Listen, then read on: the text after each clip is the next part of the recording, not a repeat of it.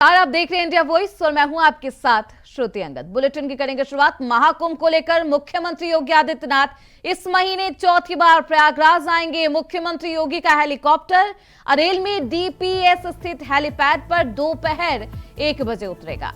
वह वहां पर ही टेंट सिटी से निरीक्षण शुरू करेंगे। मुख्यमंत्री इस महीने 7, 12 और 13 दिसंबर को आए थे। प्रधानमंत्री मोदी के कार्यक्रम में वह 13 दिसंबर को पहुंचे थे। तब उन्होंने सभी कार्यों को 23 दिसंबर तक पूरा करने के निर्देश दिए थे।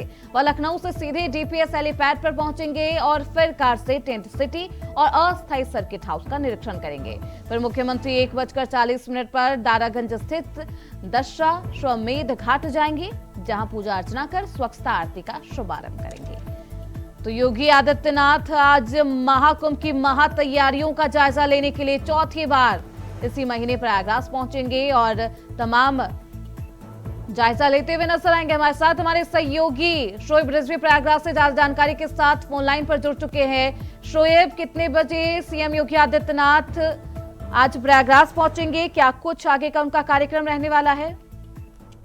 देखिए, आज उनका जो कार्यक्रम है मुख्य तौर पर जो कुंभ से जुड़े कार्य हो रहे हैं उसका निरीक्षण करेंगे। करीब 1 बजे के आसपास मुख्यमंत्री योगी आदित्यनाथ अरैल इलाका है वहां पर डीपीएस स्कूल के हेलीपैड पर पहुंचेंगे और उसके बाद अरैल की ही तरफ टेंट सिटी जो रहने के लिए बनाया जा रहा है शानदार तरीके का, उसका निरीक्षण करेंगे। उसके अलावा अरैल में ही पक्के स्नान घाट जो बनाए गए उसका निरीक्षण करेंगे। उसके बाद वो वहां पर एक सर्किट हाउस बनाया गया है उसका निरीक्षण करेंगे।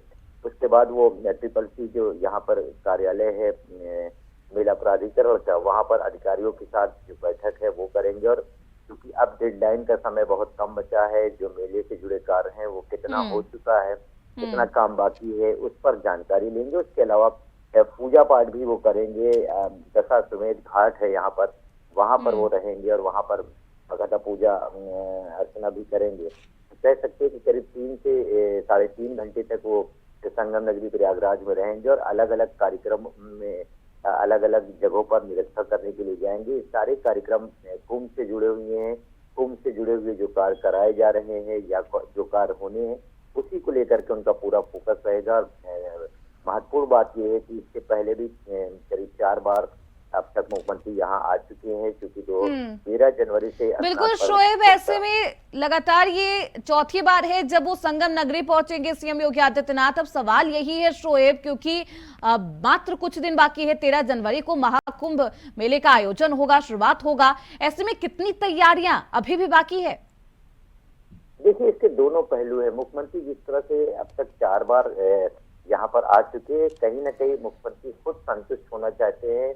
अधिकारियों द्वारा जो बताया जा रहा वो कितना जमीन पर काम हुआ है, ये शायद एक बड़ी वजह है उनके बार बार यहाँ आने की। और दूसरी बात ये कि अभी जो काम है वो ये नहीं कहा जा सकता कि पूरी तरीके से कार्य पूरा हो चुका है। ये जरूर है जो अभी डेडलाइन है, समय सीमा है, वो बची हुई है। और हालांकि कुछ कार्यों की समय सीमा समाप्त होगी। ऐसे में अब जो बचे हुए समय है उसमें कैसे जो कार्य है पूरे कराए जाए, उसको लेकर के एक काफी गंभीरता दिख रही है। मुख्यमंत्री खुद इसी वजह से लगातार वो न सिर्फ मॉनिटरिंग कर रहे हैं, निरीक्षण के लिए खुद भी आ रहे हैं। और आज ये महत्वपूर्ण है कि आज वो आने के बाद जो कार्य हो रहे हैं उसका कितना अनुपालन हुआ है, कितना कार्य हुआ है, इसका निरीक्षण करेंगे। उसके बाद अधिकारियों को क्या दिशा निर्देश देते इसका इंतजार करना पड़ेगा। लेकिन इतना जरूर है कि कहीं ना कहीं जो कार्य है उसमें अब जो बचे समय है उसमें बहुत तेजी लानी होगी, तभी ये कार्य पूरे हो पाएंगे। क्योंकि अभी बहुत से काम ऐसे हैं जो अभी भी बाकी हैं।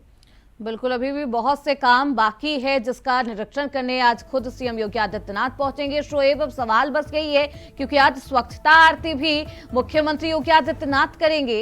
इस आरती का कब आयोजन होगा, कितने बजे आरती होनी है, साथ ही साथ इसका संदेश क्या कुछ जाएगा?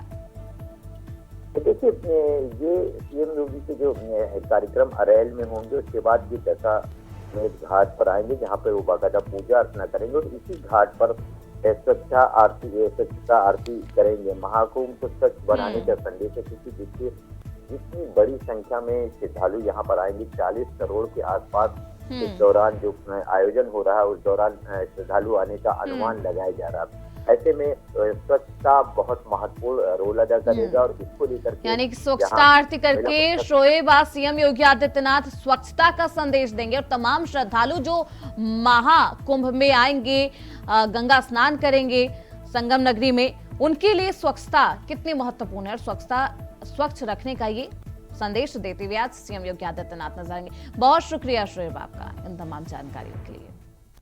वही खबर अयोध्या जिले के रोजा गांव से है, जहां NHAI की भारी लापरवाही लोगों की जान पर भारी पड़ रही है। इस क्षेत्र में आए दिन हो रही दुर्घटनाओं ने प्रशासन और संबंधित विभाग की कार्यशैली पर सवाल खड़े कर दिए। ये तस्वीर रोजा गांव की है, जो हादसों का हॉटस्पॉट बन चुका है। सड़क के दोनों तरफ सुरक्षा के लिए 3 फीट की दीवार का निर्माण नहीं किया गया है, जिससे वाहन अनियंत्रित होकर सड़क से बाहर जाकर गिरते हैं और यही कारण है कि यहाँ पर हर दिन किसी न किसी दुर्घटना की खबर सामने आती है। स्थानीय लोगों का कहना है कि उन्होंने कई बार NHAI और प्रशासन से शिकायत भी की है, लेकिन अब तक कोई ठोस कार्रवाई नहीं हुई। यहाँ पर दीवार बननी चाहिए थी, लेकिन प्रशासन बिल्कुल ध्यान नहीं दे रहा। रोजाना यहाँ हादसे हो रहे हैं और कई लोग अपनी जान भी गंवा चुके हैं। और उन्होंने बताया है कि रोजा गांव के इस हिस्से में न केवल दीवार की कमी है, बल्कि उचित संकेतकों और लाइटिंग का भी अभाव है। ऐसे में सवाल उठता है कि क्या NHAI को किसी बड़े हादसे का इंतजार है। हमारे संवाददाता विनय मिश्रा ने इसी मुद्दे पर NHAI के अधिकारियों से संपर्क करने की कोशिश भी की, लेकिन कोई जवाब नहीं आया। तो दुर्घटनाओं पर कब लगेगी रोक, देखना बेहद दिलचस्प होगा। रुदौली तहसील में NHAI के द्वारा जो है लखनऊ नेशनल हाईवे पे जो है यहाँ पे NHAI के अधिकारियों की भारी लापरवाही देखी गई है और भेलसर जो बस स्टॉप भी हुआ करता है वहाँ पे जो है दीवार उठा दी गई 3 फीट, जिससे यात्रियों को बस पकड़ने में काफी दिक्कतों का सामना करना पड़ रहा है। वही है और ये रौजा गांव का सराइठा मार्ग है। आप देख सकते हैं कि NHAI के द्वारा जो है इस पे दीवार नहीं उठाई गई, बल्कि ये जो है दुर्घटना बाहुल्य क्षेत्र है और इस पे आए दिन जो है दुर्घटनाएं हुआ करती हैं। इससे आम जनता को भी काफी दिक्कतें होती हैं। और यहाँ पे जो ये मैं इस तरफ भी दिखाना चाहूंगा, ये देख सकते हैं कि गांव का जाने का रास्ता है और ये जो रास्ता है ये नेशनल हाईवे का ओवरब्रिज है और ये ढलान काफी तेज, अगर यहाँ पे लोग खड़े होकर के इंतजार करेंगे तो इस दुर्घटना का शिकार होते हैं। और यहाँ पे कुछ लोग भी हैं, उनसे हम बात करते हैं, क्या कहेंगे ये यहाँ पे NHAI द्वारा दीवार यहाँ पे बहुत सारी दुर्घटनाएं होती हैं, जैसे कि ये इतना ये खुला हुआ है, कोई भी जब ब्रिज से उतरता है सीधे डायरेक्ट गिर जाता है। बहुत सारी घटनाएं होती हैं, ठीक है। जिसे भेलसर में है वहाँ पे बस पे बैठने के लिए कितनी असुविधा है। मतलब वहाँ आदमी जो है ना ब्रिज क्रॉस करके, महिलाएं हैं, जैसे छोटे बच्चे हैं, वो जो है ब्रिज ये क्रॉस करके नहीं जा पाते हैं, ठीक है। तो वहाँ पर कुछ सुविधा देना चाहिए था। और यहाँ पे देखिए कितना बड़ा ये इन्होंने खोल के रखा हुआ, इससे बड़ी दुर्घटनाएं होती हैं। अधिकारियों की लापरवाही है, ये अधिकारियों की लापरवाही है और ये अपने रोड वालों की या NHAI वालों की इनकी बहुत बड़ी लापरवाही है। जो लोग हैं उनका भी यहाँ पे साफ तौर पे कहना है कि जो NHAI के द्वारा जो है ये दीवार खोली गई है और ये साफ तौर पे देख सकते हैं ये दुर्घटना बाहुल्य क्षेत्र होने के बावजूद जो है इसको जो है बंद नहीं किया गया है और NHAI की लापरवाही जिससे आम जनता की दुर्घटनाएं हुआ करती हैं। अब ये देखने वाला होगा कि NHAI के द्वारा जो है ये जो खोला गया है ये कब बंद होता है। और भेलसर के पास जो ओवरब्रिज है वहाँ पे जो है बस स्टॉप होने के बावजूद जो है वहाँ पे जगह नहीं छोड़ी गई, जिससे यात्रियों को काफी दिक्कतें होती हैं। अब ये देखने वाला होगा कि NHAI के अधिकारियों द्वारा जो कब इसको संज्ञान लिया जाता है। वहीं अगर हम बात करेंगे तो क्षेत्रीय विधायक रामचंद्र यादव ने भी जो है पत्र लिखा है कि जो भेलसर का ओवरब्रिज है वहाँ पे NHAI के अधिकारियों को जो पत्र के माध्यम से अवगत कराया है कि वहाँ पे जगह छोड़ी जाए, जिससे यात्रियों को बस पकड़ने में सुविधाओं का लाभ हो सके। अब ये देखने वाला होगा ये सुविधा कब मिलती है। सहयोगी रमेश पांडे के साथ विनय मिश्रा, इंडिया वॉइस। तो वही खबरों में बढ़ते आगे, खबर अब अयोध्या से है, जहां पर इस तरीके की मामला सामने आया और लगातार कार्रवाई की मांग भी की जा रही है। वहीं अब एक और खबर अयोध्या से सामने आ रही है, जहां ग्रामीण इलाकों में से एक गंभीर समस्या दिन ब दिन बढ़ती जा रही है। मामला सरकारी चक मार्ग पर हुए अवैध कब्जे का है। इस समस्या को लेकर कई बार ग्रामीणों ने SDM रुदौली से शिकायत भी की है, लेकिन अब तक कोई ठोस कार्रवाई नहीं की गई। आपको बता दें कि सरकारी चक मार्ग पर अब पक्की दीवार उठा दी गई है, जिससे आने जाने का रास्ता बंद हो गया है। वहीं ग्रामीणों का कहना है कि कई बार उन्होंने एसडीएम रुदौली प्रवीण यादव से इसकी शिकायत भी की है, लेकिन कोई कार्रवाई नहीं हुई। इस मार्ग का उपयोग रोजाना हजारों ग्रामीणों द्वारा किया जाता है और कब्जा होने के कारण उन्हें परेशानियों का सामना करना पड़ रहा। तो आने जाने का रास्ता बंद है और लोग बेहद परेशान है। तो जहां ग्रामीण इलाकों में एक गंभीर समस्या लगातार बढ़ती जा रही है, सरकारी चक मार्ग पर इस तरीके से अवैध कब्जा किया गया है। आदेश है कि सरकारी भूमि पर किसी प्रकार का कब्जा ना हो, अगर कोई कब्जा है तो उसे तत्काल हटाया जाए। लेकिन अगर रुदौली तहसील की बात की जाए तो सरकारी भूमि पर ही कब्जा है दबंगों द्वारा, और लोगों के द्वारा शिकायत की भी की जाती है एसडीएम से, लेकिन एसडीएम कोई कार्रवाई नहीं करते हैं। आखिर वजह क्या है, जबकि मुख्यमंत्री का आदेश है कि सरकारी भूमि को जल्द से जल्द खाली करा जाए। और ऐसा ही मामला जो है रुदौली तहसील के फिलसंडा गांव में देखने को मिला है, जहां सरकारी चकमार्ग है उस पे जो है दबंगों के द्वारा कब्जा कर लिया गया है। गाड़ा संख्या 241 और 282 पे ये साफ तौर पे देख सकते हैं कि गाड़ा संख्या 282 है और इस पे अतिक्रमण किया गया है, जबकि ये सरकारी चकमार्ग है। और यहाँ के ग्राम प्रधान द्वारा जो है कई बार शिकायतें की समाधान दिवस में कि इसको खाली कराया जाए। जब ये निर्माण कार्य देख सकते हैं कि इस पे पक्की दीवार उठा ली गई, जब दीवार उठ रही थी उस समय भी प्रधान के द्वारा शिकायत की गई एसडीएम से कि ये दबंगों द्वारा कब्जा किया जा रहा है सरकारी चकमार्ग पे। उसके बावजूद जो है एसडीएम कोई कार्रवाई नहीं किए हैं। यहाँ पे कुछ लोग भी मौजूद हैं, उनसे भी यहाँ पे हम बात करते हैं कि ये सरकारी चकमार्ग है उस पे भी कब्जा हो रहा है, क्या कहेंगे? जी, इसकी जो है हम लोग कई बार शिकायत किए हैं। गाँव के लोग जो है गाँव के लोगों के साथ में जाके, और यहाँ कोई कार्रवाई नहीं हो रही है। जिसने कब्जा किया है सर, ये जो है पहले धारा 24 करवाए थे। धारा 24 में इनकी ज़मीन जो है 90 एरी ज़्यादा थी। उसके बाद भी जो है पाल महोदय किस तरह किसको नापे, क्या हुआ जो है इस पे निर्माण करवा दिए। और ये चकमार्ग जिससे हम लोगों की गाड़ी आती जाती है वो भी जो है उस पे कब्जा कर रखे हैं, ईंट रखे हैं, लकड़ी रखे हैं, सब कुछ रख के जो है इसको जो है पूरी तरीके से, इसी वजह से दोनों चकमार्ग बाधित हैं। तो मुख्यमंत्री का आदेश है कि सरकारी भूमि पे कब्जा हो, ये चकमार्ग पे कब्जा हो रहा है, तो शिकायत क्या की? शिकायत कई बार की गई सर, जो है 28 अक्टूबर को इसका जो है खाली होने के लिए शिकायत किया गया। सर इसकी नाप हुई है, हम इसके बगल के काश्तकार हैं, हमें आज तक सूचना नहीं दी गई। उसमें दिखाया गया है कि बगल वालों को सूचना दी गई है, लेकिन कभी हमें सूचना मिली नहीं। आज हमें पता चला कि मीडिया वाले इधर आए हैं, तो हमका चल के देखते हैं उधर हम। और इनका जो है पूरब साइड भी अतिक्रमण है और उत्तर भी है, पूरब दक्षिण साइड भी है, चारों दिशाओं में है इनका सरकारी चकमार्ग। हाँ, सरकारी उधर हाईवे भी इनका अतिक्रमण है, सब तरफ है इनका। यहाँ भूमाफिया है, भट्टा वट्टा चलता है, सब बड़े लोगों का काम है सब। हम 4 साल से इसमें परेशान है सर, 4 साल से कम से कम 8-10 बार एसडीएम साहब से आदेश कराए, आज तक कोई नहीं आया। क्या नाम है?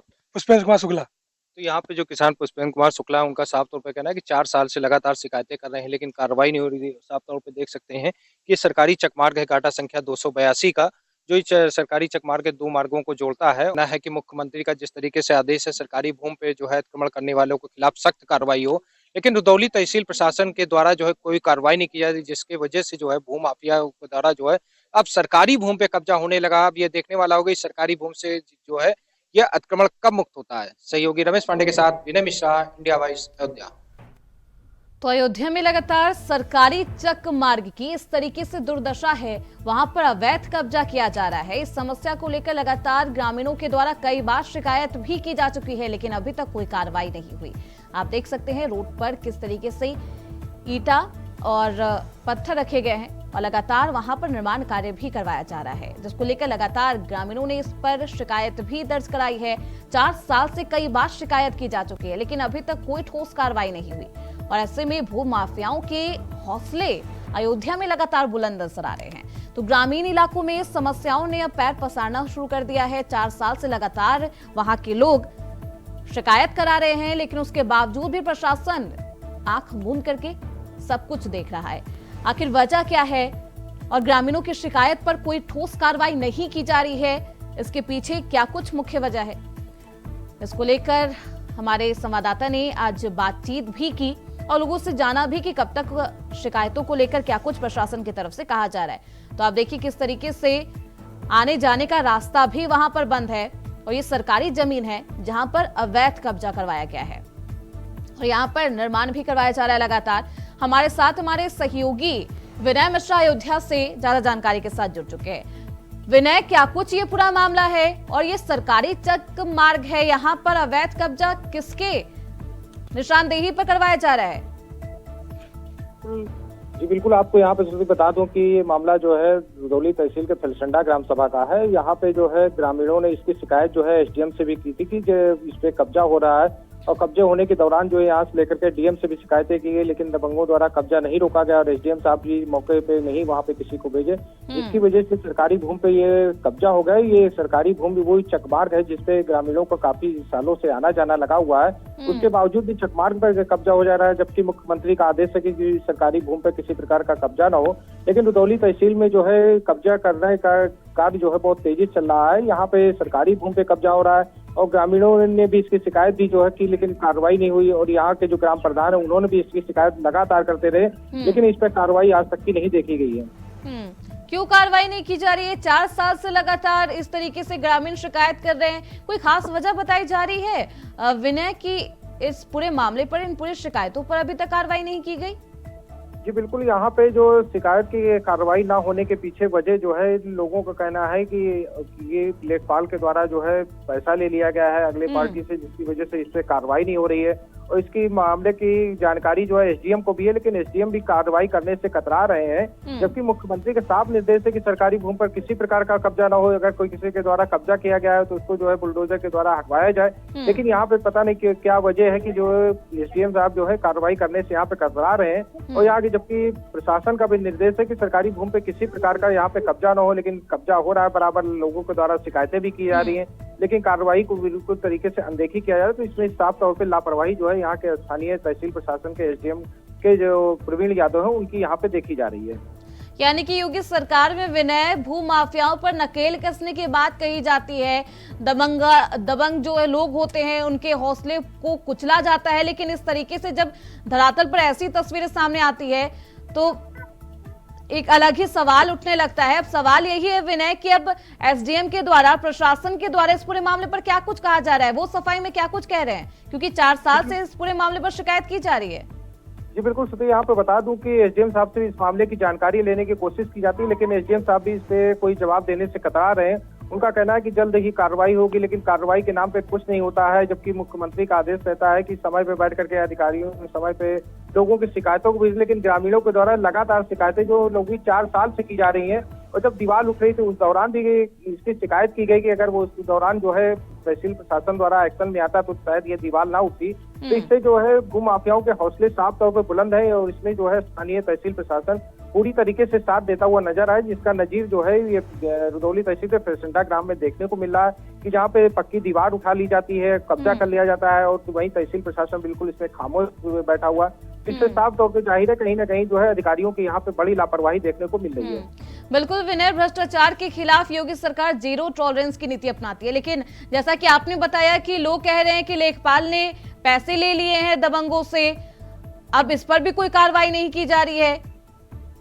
जी बिल्कुल सुधीर, बता दूं कि कार्रवाई न होने के पीछे कोई ना कोई वजह जरूर होती है। ग्रामीणों के द्वारा इसने इंडिया वाइज को उन्होंने बताया है कि लेखपाल के द्वारा जो पैसा ले लिया गया, जिसकी वजह से जो है इस पे कब्जा नहीं हटाया जा रहा है। स्थानीय प्रशासन जो है इस पे पूरी तरीके से खामोश बना हुआ है, जबकि मुख्यमंत्री का साफ तौर पर आदेश रहता है कि सरकारी भूमि पे कब्जा करने वालों के खिलाफ सख्त कार्रवाई हो, लेकिन रुदौली तहसील में ऐसा होता हुआ नहीं नजर आ रहा है, जिसकी वजह से भू माफियाओं के यहाँ पे ऐसे में विनय देखना बेहद दिलचस्प होगा कि अब क्या कुछ कार्रवाई होती है, क्योंकि लगातार ग्रामीणों के द्वारा शिकायत की जा रही है, या फिर नहीं होती है। देखना बेहद दिलचस्प होगा। बहुत शुक्रिया विनय आपका इन तमाम जानकारियों के लिए।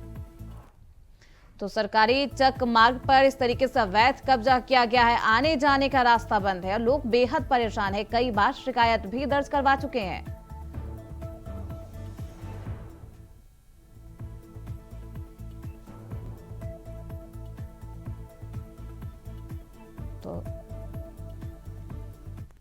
तो वही खबर मथुरा से है, जहां नए साल पर ठाकुर श्री बाके बिहारी जी के दर्शन करने के लिए देश विदेश से श्रद्धालु आएंगे। भीड़ के दबाव के बीच श्रद्धालुओं की तबीयत खराब ना हो, इसके लिए श्री बाके बिहारी मंदिर प्रबंधन ने एडवाइजरी जारी की है।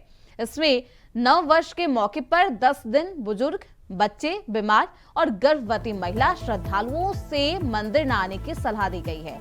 श्री बांके बिहारी मंदिर के प्रबंधक मुनीश कुमार शर्मा ने बताया है कि नव वर्ष पर 25 दिसंबर से 5 जनवरी तक श्रद्धालुओं की भीड़ आराध्य श्री बांके बिहारी के दर्शन के लिए उमड़ेगी। देश भर से आने वाले श्रद्धालु वृंदावन आने से पहले भीड़ का आकलन करने और पता लगाने के बाद ही आए, वह भीड़ का हिस्सा न बने। इसके अलावा उन्होंने खाली पेट न आने और आवश्यक दवाएं साथ लाने की सलाह दी है। वहीं प्रबंधक ने अपील की है कि श्रद्धालु अपने परिजनों की जेब में घर का पता और मोबाइल नंबर लिखी पर्ची रखे ताकि भीड़ में विचरने पर सहायता मिल सके। तो नए साल को देखते हुए ये बांके बिहारी प्रबंधक की तरफ से एडवाइजरी जारी की है। महिलाओं और बुजुर्ग को अलर्ट रहने की, सावधानी बरतने की सलाह दी गई है।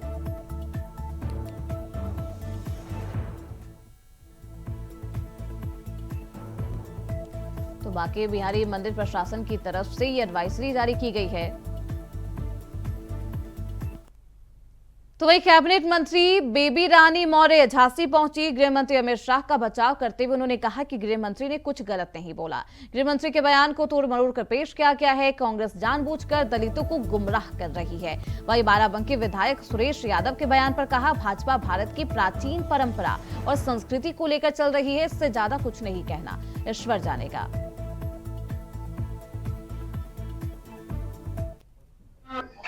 बाबा भीमराव अंबेडकर को भारतीय जनता पार्टी से ज्यादा सम्मान किसी ने नहीं दिया। 70 साल का इतिहास उठा के देख लो, उन्होंने कितने राष्ट्रपति बनाए दलित समाज के, वो संविधान के अनुसार बनते थे। कितने गवर्नर बनाए, वो संविधान के अनुसार बनते थे। कितने मेयर बनाए, वो संविधान के अनुसार बनते थे। कितनी महिलाएं विधायक दलित बनाई, वो संविधान के अनुसार बनते थे। आज ये जानबूझ के दलित समाज को गुमराह करने का काम कर रहे हैं। जो सम्मान भारतीय जनता पार्टी ने, चाहे दलित महिला हो, दलित भाई हो, आदिवासी बहनें हो, सर्वोच्च पद पे आज हमारी आदिवासी बहन बैठी है। मैं दलित समाज की खुद उत्तराखंड की गवर्नर थी, आगरा की मेयर हूँ। तो ये सब किसने किया? हमें संविधान के अनुसार भारतीय जनता पार्टी ने दिया। भारतीय जनता पार्टी दलितों के लिए, गरीबों के लिए, महिलाओं के लिए अनेक योजनाएं चला रही हैं। उनके लिए शौचालय बनाए, गैस सिलेंडर दिए, आवास दिए जा रहे हैं और आयुष्मान कार्ड से उन्हें निःशुल्क दवाओं का वितरण किया जा रहा है। मोदी जी ने बिल्कुल गलत नहीं बोला, सही बोला है। बिल्कुल उनके बयान को इन्होंने तोड़ मरोड़ के पेश किया। तो वही जौनपुर में बदमाशों का आतंक सर चढ़कर बोल रहा है। राह चलते महिलाओं को झांसा देकर उनका सामान लूटकर फरार हो जा रहे हैं। सोशल मीडिया पर वायरल हो रहे बदमाशों की तस्वीर को देखकर आप आसानी से अंदाजा लगा सकते हैं कि किस कदर महिलाओं को शिकार बनाया जा रहा है। वायरल तस्वीर में देखा जा सकता है कि महिला के आगे पीछे बदमाश घूमते हुए दिखाई दे रहे हैं। दोनों पीड़िताओं की तहरीर पर पुलिस मामले की जांच पड़ताल में जुट गई है। तो महिलाओं को झांसा देकर उनका सामान लूटा जा रहा है। मैं अपने घर से वेदांता हॉस्पिटल पे आ रही थी ड्यूटी के लिए, नाइट ड्यूटी के लिए, लगभग 6:30 बजे। तो एक यहाँ मेरे गांव की एक लड़की ड्यूटी करती है, उसके पीछे कोतवाली से ही पीछा किया था वो चोर। उसके बाद मेरे हाथ में फ़ोन देखा, मेरे पीछे लग गया तुरंत। अंधेरे रात में देख के मेरे गले से चैन छीना। उसके बाद मैं रोड पे तुरंत गिर गई, फिर फ़ोन और चैन छीन के लेके भाग गए। उसको मैं देख नहीं पाई अंधेरे में। साइकिल से थी वो, बाइक से, वो अकेले था।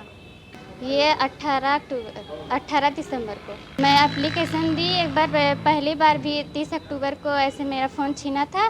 मैं एप्लीकेशन दी, कंप्लेन की, लेकिन कोई कार्रवाई नहीं है। और ऐसे मेरे साथ दोबारा भैया हम जाते रहे बाजार हैं, तो हमें एक आदमी मिला, तो कहा था कि हम लुधियाना से आया है और जो है 5 लाख हम चोरी करके आया है। तो हम बाजार जाते हैं तो हमसे कहा था कि अपने अकाउंट में पैसा रख ला। हमके भैया हम जौन है हमरे ना अकाउंट नंबर तोहरे आइए ना अकाउंट हो, तो कहीं भी अकाउंट हो अपने अकाउंट में तू रख ला ना। उसके बाद एक आदमी पीछे से आयल, तो हमें कहा था कि माई हो ऐसा मौका ना मिली, चला पैसा ले ले, दोनों जने बाट ले लिहल जाई। उसके बाद जौन है पंजाब बैंक लगे ले गए, वहीं से हमें कहा कह दिए कि हमार दिशा भरम हो गए। ओकर बाद लेहे लेहे हमें कहीं घुमा के ले जाए के आजमगढ़ चौराहे पे छोड़ दिया, वहीं से हमारा गहना छीन के लेके भाग गए। ओकरे बाद हम जो है फिर वैसे भागल आए आजमगढ़ रोड पे अपने आदमी के लगे, तो हमें फिर हम उनके यहाँ से भाग आए घरे। फिर वहीं से फ़ोन आया तो फिर हम जो है थाने में गए, थाने में फिर लिखा पढ़ी भैल। इस बुलेटिन में बस इतना ही। देखते रहिए इंडिया वॉइस।